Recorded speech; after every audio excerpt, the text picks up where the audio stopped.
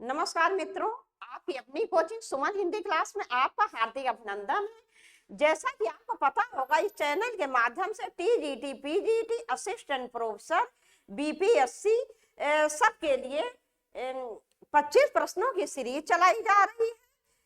इससे पहले मैंने आजकाल और भक्तिकाल के बहुत से प्रश्न डाले। आज विषय है मेरा रीतिकाल। तो ये रीतिकाल ये कौन से काल के अंतर्गत आता है? हिंदी साहित्य के इतिहास की जो तीसरी काव्य धारा है उसको रीत काल के नाम से जानते हैं, जिसका समय है 1700 बीसी संवत 1700 से 1900 बीसी। देखो मित्रों, जैसे कि आजकल का समय क्या है? बीसी संवत 1050 से 1375, भक्तिकाल 1375 से 1700 और रीत काल का समय है बीसी संवत 1700 से 1900। और यदि आपको ईस्वी में बताना हो तो आप इसमें 57 घटा देंगे तो वो ईस्वी में परिवर्तित हो जाएगा। ये रीत का अर्थ क्या है? रीत का अर्थ होता है एक विशेष रचना, पद्धति या प्रणाली। तो रीत काल ये जो है ये संस्कृत साहित्य के से लिया गया है। संस्कृत साहित्य में जो रीत पद्धति थी उसके प्रवर्तक वामन जी थे, और वामन जी ने कहा विशिष्ट पद रचना रीति, रीत से बधी हुई जो रचना है वही रचना कहलाने योग्य है। तो संस्कृत में वामन जी हैं। रीत का अर्थ है रस, अलंकार, छंद तथा सभी प्रकार के काव्य गुणों से युक्त, नायिका भेद वगैरह आदि से बधी हुई जो रचना होती वही रीत कहलाती है। और इसी का अनुसरण हिंदी में रीत काल के कवियों ने किया है। रीत काल के प्रवर्तक के विषय में विद्वानों में मतभेद है। आचार्य रामचंद्र शुक्ल जी चिंतामणि को रीत काल का प्रवर्तक मानते हैं, लेकिन सर्वमति से केशव दास जी को लोग रीत काल का प्रवर्तक मानते हैं। वैसे कालक्रम की दृष्टि से केशव दास जी भक्ति काल में आते हैं, लेकिन जो उन्होंने रस, अलंकार, छंद आदि से युक्त रचना अपनाई है तो उनकी जो प्रणाली है वो बिल्कुल रीत युक्त है, रीत से बधी हुई है। इसीलिए अधिकतर विद्वानों ने रीत काल का प्रवर्तक मानते हैं। वैसे सम्मान दृष्टि से ये जो है कृपा राम जी की हित तरंगिणी जो रचना है उसको रीत काल की प्रथम रचना माना जाता है। तो हाँ मित्रों, रीत काल को मुख्य रूप से कितने भागों में बांटा गया? 3 भागों में। रीतबद्ध काव्य धारा, जिसमें वह कवि आते हैं जिन्होंने रचना बिल्कुल रीत से बधी हुई की है, माने रस, छंद, अलंकार, नायिका भेद आदि से बिल्कुल बधी हुई रचना जिसने की है, जिन कवियों ने, वह रीतबद्ध काव्य धारा के अंतर्गत आते हैं। रीत सिद्ध काव्य धारा के अंतर्गत वह कवि आते हैं जिन्होंने मतलब इस तरह से रीतबद्ध काव्य तो नहीं लिखे लेकिन उसका अनुसरण अवश्य किया है। और रीत मुक्त काव्य धारा के अंतर्गत वह कवि आते हैं जिन्होंने हृदय के स्वतंत्र भावों से कविता की है, उन्होंने किसी भी रीत का कोई अनुसरण नहीं किया है। तो देखते हैं रीत काल के 25 महत्वपूर्ण प्रश्न।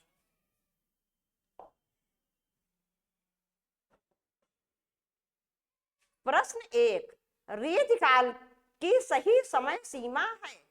ए संवत 1700 से 1900, बी संवत 1700 से 1984, सी संवत 1650 से 1800, डी संवत 1800 से 1900। इसका विकल्प ए सही है। इसका विकल्प ए सही है। 1700 से 1900। तो मित्रों, आज का वीर गाथा काल की समय सीमा क्या है? 1050 से 1375 बीसी संवत। भक्ति काल, जिसे पूर्व मध्यकाल के नाम से भी जाना जाता है, उसकी समय सीमा क्या है? 1375 से 1700 बीसी संवत। और रीत काल की समय सीमा है या उत्तर मध्यकाल, इसका दूसरा नाम उत्तर मध्यकाल है, लेकिन रीत काल नाम जो है ये सबसे पहले आचार्य रामचंद्र शुक्ल जी ने दिया था, और सम्मान नाम जो है यही है रीत काल। तो रीत काल या उत्तर मध्यकाल की समय सीमा है संवत 1700 से 1900 बीसी। और यदि ईस्वी में पूछा जाए तो हम इसमें 57 घटा देंगे। अगला प्रश्न, प्रश्न 2, रीत शब्द का सही अर्थ है? ए श्रृंगार प्रधान रचना, बी काव्यांग निरूपण, सी काव्य रचना की स्वच्छंद पद्धति, डी अलंकार प्रधान काव्य रचना। इसका विकल्प बी सही है, काव्यांग निरूपण। रीत शब्द का सही अर्थ है काव्यांग निरूपण। काव्यांग निरूपण से क्या तात्पर्य है? इससे यह तात्पर्य है काव्य में जितने गुण होते हैं, काव्य के सभी गुणों, रस, अलंकार, छंद, सारे गुणों से युक्त, प्रसाद, माधुर्य, आज सभी गुणों से युक्त जो रचना होती, बधी हुई रचना, उसी को काव्य निरूपण का नाम दिया जाता है। अगला प्रश्न, प्रश्न 3, रीत काल को श्रृंगार काल किसने कहा? ए डॉक्टर रमाशंकर शुक्ल रसाल, बी मिश्र बंधु, सी विश्वनाथ प्रसाद मिश्र, डी आचार्य रामचंद्र शुक्ल। इसका विकल्प सी सही है, विश्वनाथ प्रसाद मिश्र। विश्वनाथ प्रसाद मिश्र जी ने रीत काल को श्रृंगार काल नाम दिया है। अन्य विकल्प देख लेते हैं। डॉक्टर रमाशंकर शुक्ल रसाल, इन्होंने रीत काल को कला काल नाम दिया। क्या नाम दिया? कला काल। कला काल।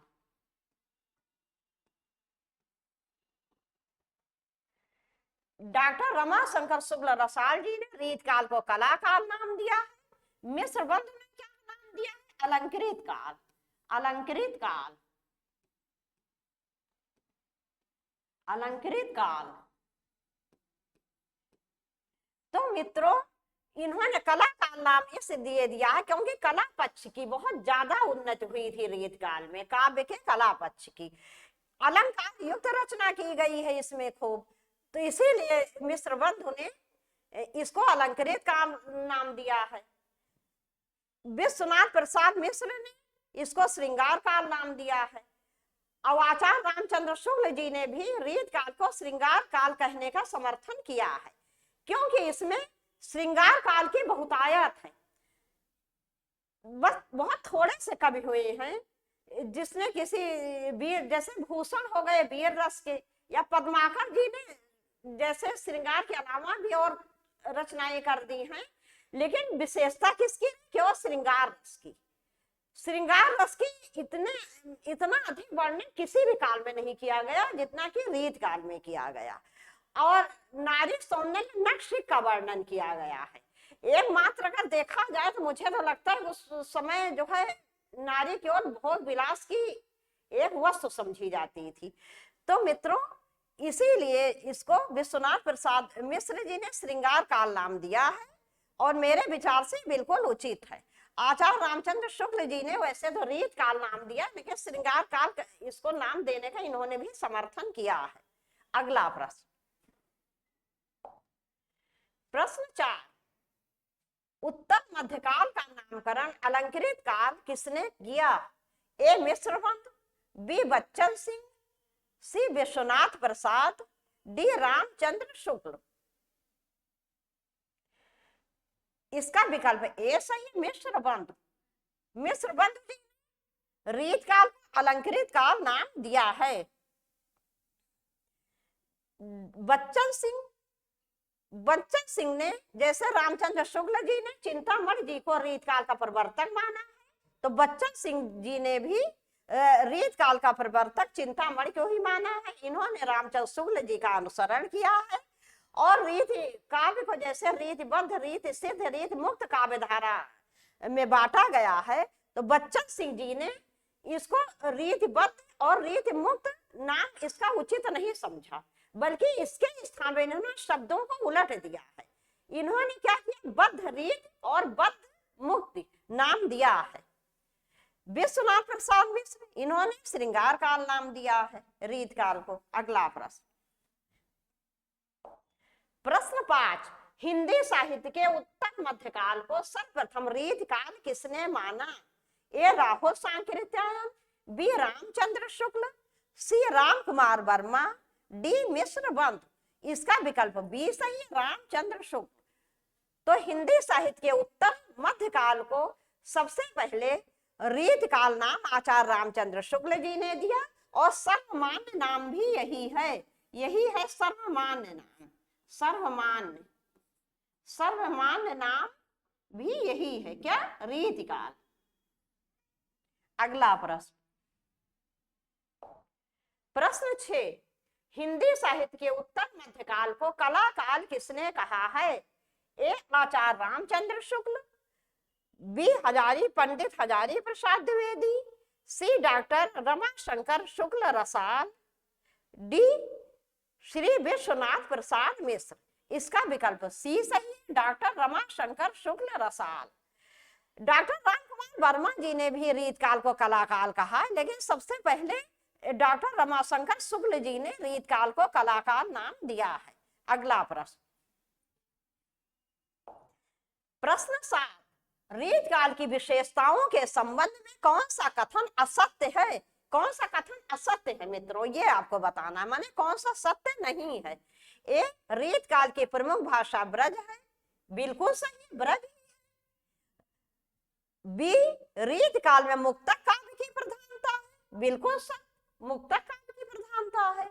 सी रीतकाल में लक्षण ग्रंथों की प्रमुखता है, ये भी बिल्कुल सत्य है। डी रीतकाल में प्रकृति का आलंबन के रूप में वर्णन हुआ है, यही विकल्प गलत है। अगला प्रश्न,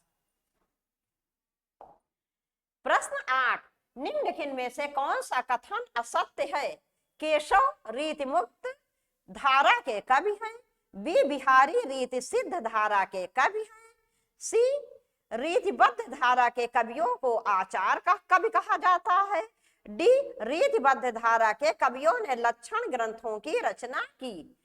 इसका विकल्प ए सही है, केशव रीति मुक्त काव्य धारा के कवि हैं।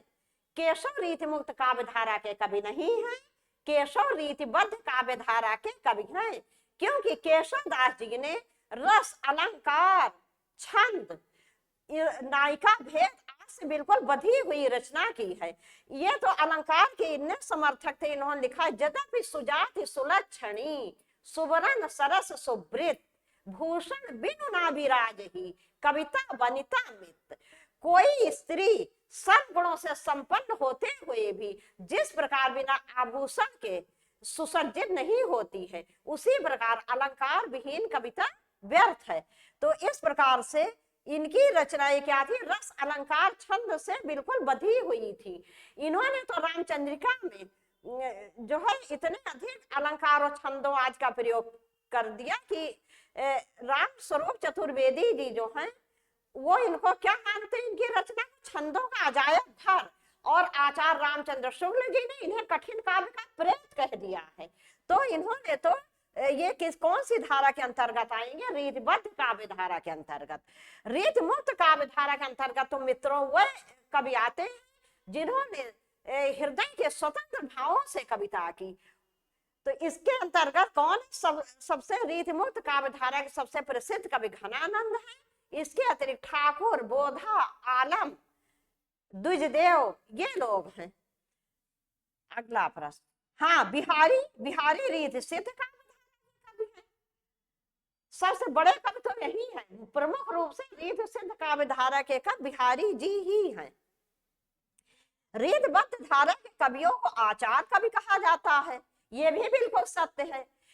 रीत बद्ध काव्य धारा के जितने कवि हुए हैं उन्होंने उनका एकमात्र उद्देश्य ही था किस प्रकार हमने पांडित्य प्रदर्शन करें, कितनी ज्यादा रस, छंद, अलंकारों आज को कविता में भर दे, कितनी अच्छी भाषा का, परिमार्जित भाषा का प्रयोग करें कि हम बिल्कुल आचार्य कहलाएं।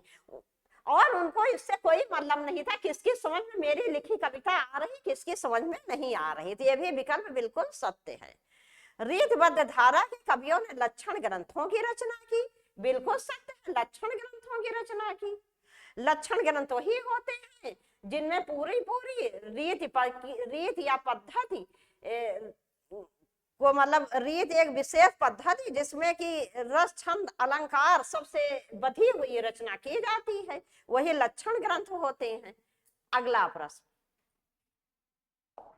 प्रश्न 9, डॉक्टर राम कुमार वर्मा ने हिंदी साहित्य के उत्तर मध्यकाल के लिए कौन सा उपयुक्त माना है, माने कौन सा नाम उपयुक्त माना है। यहाँ नाम होना चाहिए, नाम, कौन सा नाम, कौन सा नाम उपयुक्त माना है। ए रीति काल, बी श्रृंगार काल, सी कला काल, डी अलंकृत काल। इसका विकल्प सी सही है, कला काल। कला काल मित्रों दो लोगों ने माना है, एक तो रमा शंकर शुक्ल रसाल जी ने और राम कुमार वर्मा जी ने, लेकिन पहले पहले कलाकार नाम माना है रमा शंकर शुक्ल रसाल जी ने और उसके बाद डॉक्टर राम कुमार वर्मा जी ने। अलंकृत काल विश्वनाथ प्रसाद मिश्र, नो सॉरी मिश्र बंधु। अलंकृत काल किसने माना, मिश्र बंधु ने। श्रृंगार काल विश्वनाथ प्रसाद मिश्र। रीत काल आचार्य रामचंद्र शुक्ल और सर्वमान्य मत भी यही है, रीत काल। अगला प्रश्न, प्रश्न 10, रीत संप्रदाय के प्रवर्तक कौन हैं। ए वामन, बी भामा, सी कुंतक, डी दंडी। इसका विकल्प ए सही है, वामन। इसका विकल्प ए सही है, वामन। वामन जी जो है वो रीत संप्रदाय के प्रवर्तक थे और इन्होंने क्या कहा, विशिष्ट पद रचना रीति, विशिष्ट, ये इनका मत है, विशिष्ट, विशिष्ट पद, विशिष्ट पद रचना रीति, रचना रीति, विशिष्ट पद रचना रीति। तो वामन जी जो है रीत संप्रदाय के प्रवर्तक थे और इनका कथन है विशिष्ट पद रचना रीति, माने रचना वही कहलाने की योग्य है जो विशिष्ट रीति से बधी हुई है, जिसमें रीत का अनुसरण नहीं किया गया है, वो रचना कहलाने योग्य नहीं है। भामा जी क्या है, ये भामा होगा। भामा जी अलंकार संप्रदाय के प्रवर्तक हैं। कुंतक ये वक्रोक्त संप्रदाय के प्रवर्तक हैं और दंडी जी अलंकारवादी कवि हैं। अगला प्रश्न, प्रश्न 11, रसास्वाद को सर्वप्रथम ब्रह्मानंद सहोदर किसने कहा। ए भट्टनायक, बी शंकुक, सी आनंदवर्धन, डी अप्पय दीक्षित। इसका विकल्प ए सही है, भट्टनायक, भट्टनायक। अगला प्रश्न, प्रश्न 12, भंगी भड़ित को किस आचार्य ने विशेष महत्व दिया, विशेष महत्व दिया। ए कुंतक, बी वामन, सी क्षेमेंद्र, डी मम्मट। इसका विकल्प ए सही, कुंतक। कुंतक ने भंगी भड़ित को विशेष महत्व दिया, ये वक्रोक्त संप्रदाय के प्रवर्तक हैं। अगला प्रश्न, प्रश्न 13,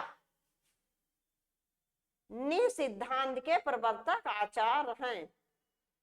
नि सिद्धांत, ये क्या लिखा, ध्वनि, ये मित्रों ध्वनि होगा, ये गलती छप गए होगा, ध्वनि, ध्वनि यहां मैं लिख दे रही हूं, ध्वनि, ध्वनि।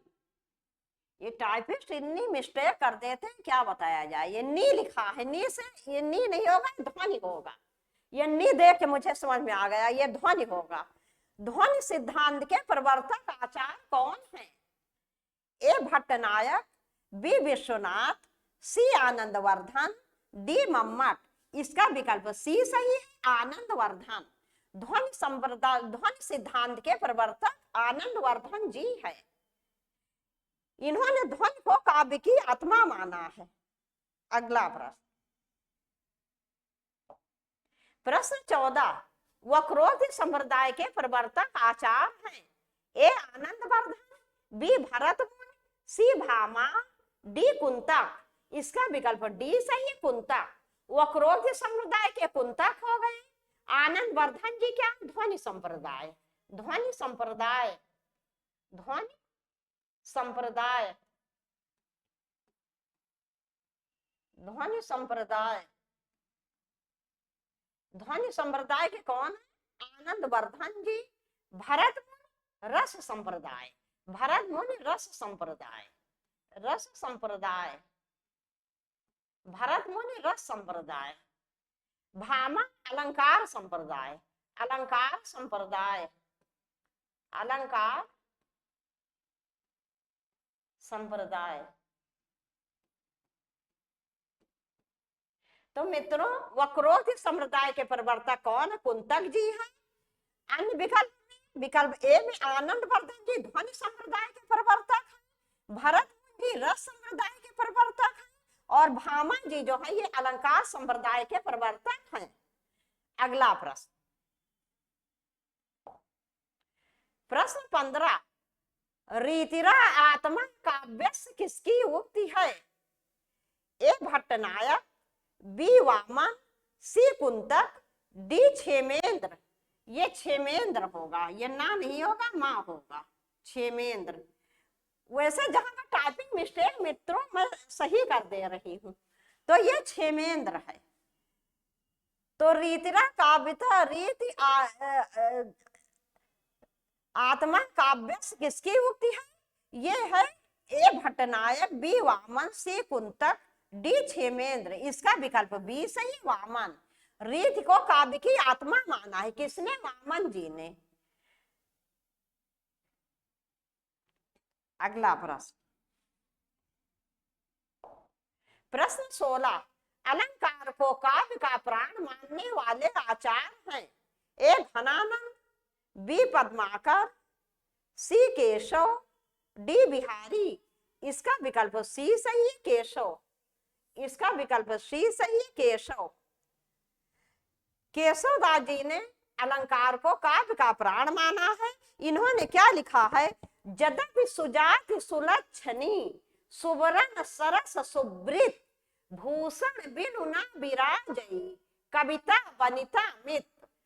इस कोई स्त्री सद्गुणों से संपन्न रहकर भी आभूषण के बिना जिस प्रकार से उसमें कोई न कोई कमी रह जाती, उतनी सुंदर नहीं प्रतीत होती, अच्छी नहीं प्रतीत होती, उसी प्रकार से अलंकार रहित कविता व्यर्थ है।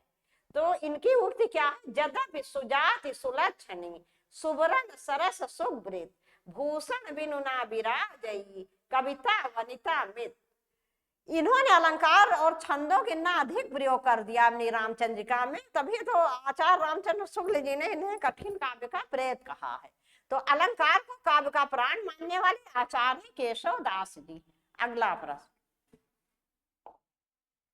प्रश्न 17, बादशाह जहांगीर की प्रशस्ति में किसने लिखा?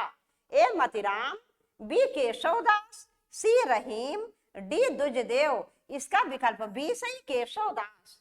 केशवदास जी जहांगीर के समकालीन थे। अगला प्रश्न, प्रश्न 18, चिंतामणि त्रिपाठी को हिंदी रीतिकाल का प्रवर्तक माना है? ए डॉक्टर रामविलास शर्मा ने, बी डॉक्टर विश्वनाथ प्रसाद मिश्र ने, सी आचार्य रामचंद्र शुक्ल ने, डी डॉक्टर भगीरथ मिश्र ने। इसका विकल्प सी सही है, आचार्य रामचंद्र शुक्ल ने। तो चिंतामणि जी को रीतकाल का प्रवर्तक किसने माना? आचार्य रामचंद्र शुक्ल जी ने। अगला प्रश्न, हाँ मित्रों, डॉक्टर बच्चन सिंह ने भी इन्हीं का अनुसरण किया है। उन्होंने भी चिंतामणि को रीतकाल का प्रवर्तक माना है, लेकिन पहले किसने माना? आचार्य रामचंद्र शुक्ल जी ने। अगला प्रश्न, प्रश्न 19, वर्णो रीति सुभाष जो वृत्ति वृत्ति सी मित, कथन किसका है? ए चिंतामणि, बी देव, सी घनानंद, डी भूषण। इसका विकल्प ए सही है, चिंतामणि। अगला प्रश्न, प्रश्न 20, देव कवि ने रीति को कहा है? ए काव्य का गुण, बी काव्य का द्वार, सी काव्य स्वभाव, डी काव्य रचना विधि। इसका विकल्प बी सही, काव्य का द्वार। देव कवि ने रीति को काव्य का द्वार माना है। और वामन जी ने क्या कहा रीत को? काव्य का गुण कहा है। और काव्य का स्वभाव किसने कहा? चिंतामणि जी ने। चिंतामणि जी ने क्या कहा? काव्य स्वभाव और काव्य का गुण कहा रीत को वामन जी ने। अगला प्रश्न, प्रश्न 21, रीत सुभाष कवित्व की वर्णत बुद्ध अनुसार उक्ति किसकी है? ए रसलीन, बी बिहारी, सी चिंतामणि, डी देव। इसका विकल्प सी सही, चिंतामणि। जैसे कि अभी मैंने पिछले प्रश्न में आपको बताया है कि चिंतामणि जी ने रीत को काव्य का स्वभाव माना है। अगला प्रश्न, प्रश्न 22, अपनी अपनी रीत के काव्य और कवि रीत पंक्ति से रीत शब्द के किस अर्थ की अभिव्यक्ति हुई है? ए काव्य स्वभाव, बी काव्य द्वार, सी काव्य रचना पद्धति, डी ए सभी। इसका विकल्प सी सही, काव्य रचना पद्धति। अपनी अपनी रीत के काव्य और कवि रीत पंक्ति से रीत शब्द के काव्य रचना पद्धति की अभिव्यक्ति हुई है। वो इस तरह मित्रों कि रीत को जैसे विद्वानों ने अपने अपने ढंग से रीति पद्धति का अपनी अपनी काव्य में अपनाया है।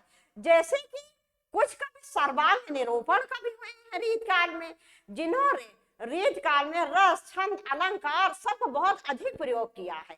कुछ कवि ऐसे जिन्होंने केवल अलंकार पर बहुत अधिक जोर दिया है, और कुछ कवि ऐसे हुए जिन्होंने छंद पर बहुत अधिक जोर दिया है। कुछ कवि ऐसे हुए जिन्होंने रस पर बहुत अधिक जोर दिया है। इस प्रकार से अपनी अपनी रीत के अनुसार रीत काल के कवियों ने काव्य रचना पद्धति को अपनाया है। अगला प्रश्न, प्रश्न 23, हिंदी के प्रथम सर्वांग निरूपक आचार्य हैं? ए घनानंद, बी बोधा, सी चिंतामणि, डी केशव दास। इसका विकल्प डी सही, केशव दास। सर्वांग निरूपक कवि वह होते हैं जो रस, अलंकार, छंद, नायिका भेद, मतलब रीत जितने भी काव्य के अंग हैं सभी को अपनी रचना में शामिल करते अपनाते हैं। तो केशव दास जी ने जितने भी काव्यांग हैं, जितने काव्य के अंग हैं, उन सभी को अपनी रचनाओं में अपनाया है, इसीलिए सर्वांग निरूपक आचार्य हैं। अगला प्रश्न, प्रश्न 24, रीतकालीन कवियों को कितनी श्रेणियों में विभाजित किया गया है? ए 2, बी 3, सी 4, डी 5। इसका विकल्प बी सही है, 3। रीतकालीन कवियों को 3 श्रेणियों या 3 भागों में विभाजित किया है। सबसे पहले रीतबद्ध काव्यधारा के कवि, फिर रीत सिद्ध काव्यधारा के कवि, और तीसरा रीत मुक्त काव्यधारा के कवि। अगला प्रश्न, प्रश्न 25 तथा इस वीडियो का अंतिम प्रश्न, रीतकालीन काव्यधारा नहीं है। रीतकालीन काव्यधारा नहीं है मित्रों, ये पूछा गया है। ए रीतिबद्ध, बी रीति मुक्त, सी रीति भुक्त, डी रीति सिद्ध। इसका विकल्प सी सही, रीति भुक्त। रीति भुक्त कोई काव्यधारा नहीं है रीतकालीन। रीत काल को केवल 3 श्रेणियों में बांटा गया, रीतिबद्ध, रीति मुक्त और रीत सिद्ध। रीतबद्ध काव्यधारा के वह कवि हैं जिन्होंने अपनी रचनाओं में रस, अलंकार, छंद से बधी हुई रचनाएं की हैं, जिसके अंतर्गत कौन कौन से कवि आएंगे? जैसे केशव, कुछ मुख्य कवियों के नाम मैं लिख दे रही हूँ रीतबद्ध के अंतर्गत। केशव, मतिराम,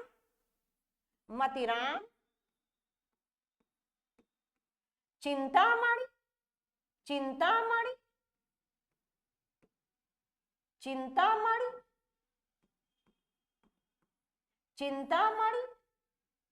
देव, चिंतामणि देव, कुलपति मिश्र,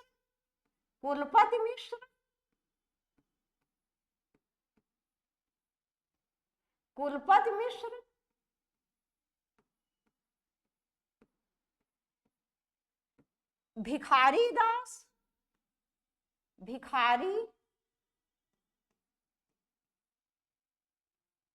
भिखारी दास, भिखारी दास, पद्माकर,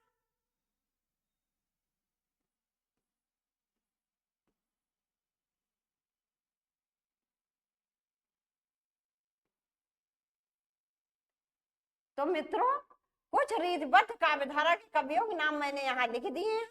केशव, मतिराम, चिंतामणि, देव, कुलपति मिश्र, भिखारी दास, पद्माकर, ये है रीत काल के रीतबद्ध काव्यधारा के। और रीत मुक्त काव्यधारा के कवि कौन कौन है? ये सबसे पहले घनानंद, घनानंद, घनानंद, शेख आलम, शेख आलम, ये किसके? रीत मुक्त काव्यधारा के। शेख आलम,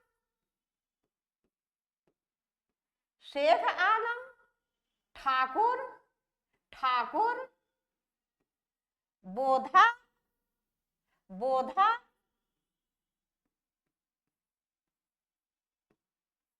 दुजदेव,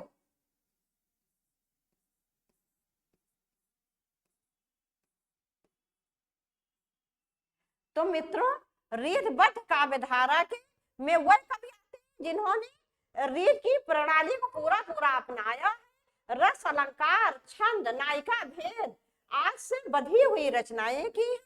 और इनके मुख्य कवि हैं केशव, मतिराम, चिंतामणि, देव, कुलपति मिश्र, भिखारी दास, पद्माकर। रीत मुक्त काव्यधारा में वह कवि आते हैं जिन्होंने कोई रीत वगैरह की परवाह की नहीं, जिन्होंने स्वतंत्र हृदय से जो उनके हृदय में भाव आए उन्होंने कविता के रूप में उसका वर्णन कर दिया।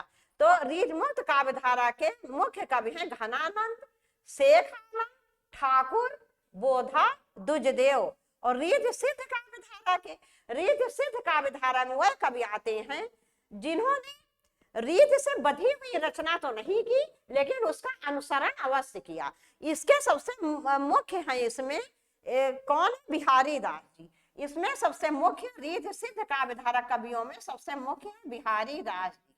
बिहारी, बिहारी दास, बिहारी दास जी जो है वो सबसे मुख्य है। ठीक है, उसके बाद है कृष्ण कवि, कृष्ण कवि, कृष्ण कवि,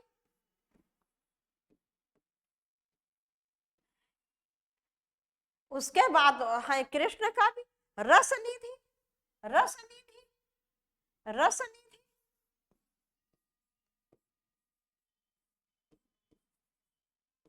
कृष्ण कवि रसनिधि, नृप शंभुनाथ, नृप, नृप शंभु, शंभु, नृप शंभुनाथ, नृप शंभुनाथ, नृप शंभुनाथ जी, पजनेश,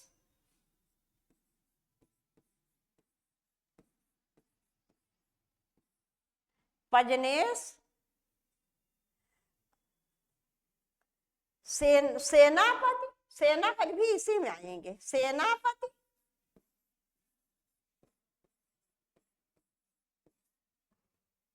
सेनापति और वृंद, वृंद, वृंद। हाँ, बेनी वाजपेयी भी आएंगे मित्रों इसी में, बेनी वाजपेयी, इसमें ये भी आएंगे बेनी वाजपेयी जी।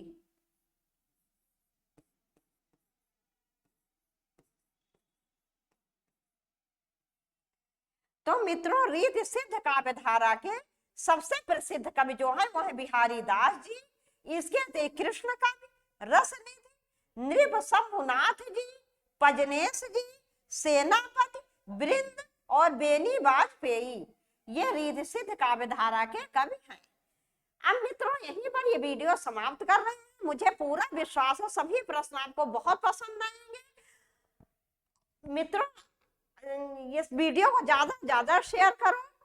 इस समय पता नहीं क्या हो गया, 2-3 दिन से पता नहीं कोई कौन सी बटन दब गई, क्या हो गया कि मेरे YouTube चैनल में ऐड आने ही बंद हो गई। अब देख रहे हैं उसका कारण क्या है। तो वीडियो को ज्यादा शेयर करो। आपसे कल फिर मिलेंगे यही रीत काल के 25 बहुत अच्छे प्रश्नों के साथ। धन्यवाद।